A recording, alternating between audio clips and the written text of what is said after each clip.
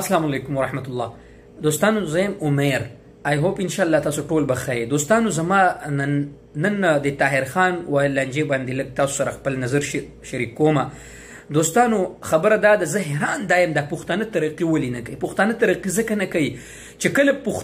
په پښتنو کې یو سړی کله الله تعالی د مرتبه او دغه ورکی عزت ورکی نو بیا موږ خوشحالي ګو نه زموږ په زړونو کې حسد او بغض راځي دوستانو د ډیرو ورځو نه طاهر خان او د دې آینه د کلتور والے سنوم دی والله اعلم دا کس او د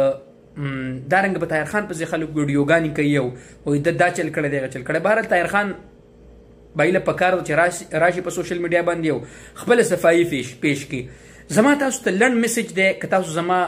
زه خو دومره نیم چې تاسو زما خبر اورئ به هر حال زما میسج تاسو در ورسېدو زه تاسو ته دا وایم چې تاسو چې کلم تاسو یو کار کوئ د الله د رضا دپاره کوئ ما ته پته ده که تاسو خپل ویډیو په یوټیوب باندې اپلوډ کوئ نو د هغې تاسو له باقاعده پیسې راځي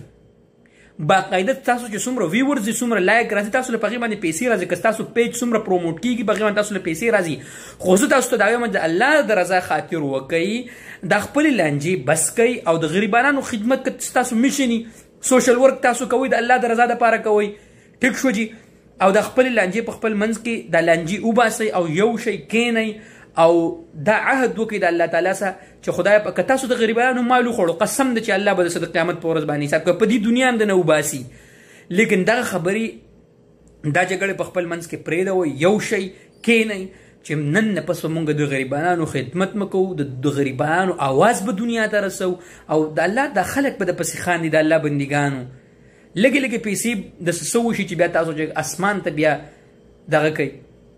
نو لهذا یو شی د غریبانو خدمت وکړئ د غریبانو د کمزورو د لاچارو خلکو آواز دنیا ته ورسوئ دا جګړې په خپل منځ کې پرېږدئ